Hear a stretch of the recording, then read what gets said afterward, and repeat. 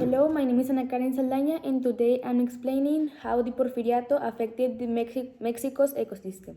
This was a period of time in Mexico where the country was under the rule of General Porfirio Díaz. During the Porfiriato, Mexico saw important economic growth and development, which attracted foreign investment, mainly from the United States and Europe. Infrastructural projects such as railroads, telegraph lines, and urban development were prioritized, which contributed to the industrialization and urbanization. With this, Mexico's environment seemed greatly affected negatively. Some specific political characteristic of Diaz's system was the group of technocrats and advisors whom he used to help legitimize his policies. This circle of advisors was able to attract foreign investment but also contributed to the concentration of wealth and power among a selected few. This period was also marked by the social inequality and political repression of the working class. Diaz implemented policies that benefited the wealthy elite and foreign investors, leading to the widespread disconnecting among the Mexican population, especially the peasants and workers who faced poor working conditions and land dispossession. The government of Porfirio Díaz came after a great social division in which had been in the country for 30 years.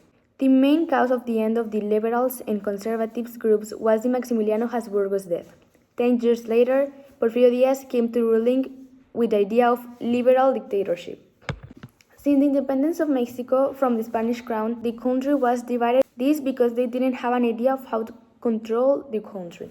The liberals wanted the country to be governed by a Mexican, to change education, to emphasize freedom of speech, and establish civil religion, while the conservatives wanted to be ruled by an European to provide the tolerance of any religion other than the Catholic and to maintain the privilege of the church, the army, and the landowners. Finally, when Porfirio Díaz came to power, he had the circle of technocrats who were called scientists. They were the ones who proposed the idea of an uniquely different liberal party, which consisted of a liberal dictatorship. They described this idea not only as an ideal but as a necessity. Some political causes were that Mexico was looking for a country with an ideal government.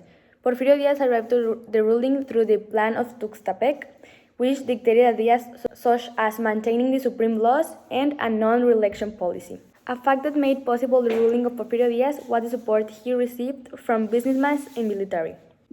Mexico was coming from a reform war, which left the country in a serious economic situation. Porfirio Díaz's isolation campaign promoted economic stability, which he fulfilled. The repression of political opposition, which led to the Mexican Revolution and a new law of anti-reelection. Increase of urban areas, which brings with it new social inequalities. Arrival of foreign investors, the input on the railways, the telephone, and the industrialization, which had a big negative impact on the natural environment and ecosystem of Mexico. However, the country experienced considerable economic growth. The primary source I mainly analyzed was the official website of the Mexican government.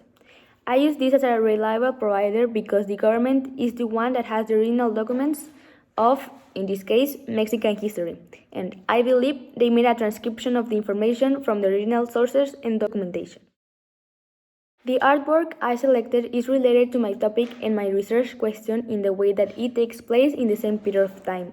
Although the problem I raised in my question did not have so much impact during that time, today it is the main source of trouble in several cities of the country. Even though none of this is mentioned in the artwork, it did happen at the same time and citizens were raising their voices in the face of social problems. Porfirio Díaz didn't care. The Porfiriato had a significant impact on Mexico's ecosystem, mainly because of his focus on economic development and industrialization. While there were efforts to modernize the countries, these initiatives often came at the expense of the environment and natural resources. Deforestation began to occur thanks to the growth of agriculture, mining, and infrastructure. Therefore, in this period, the loss of traditional agricultural practices were lost. The industries started contaminating the air and the ground.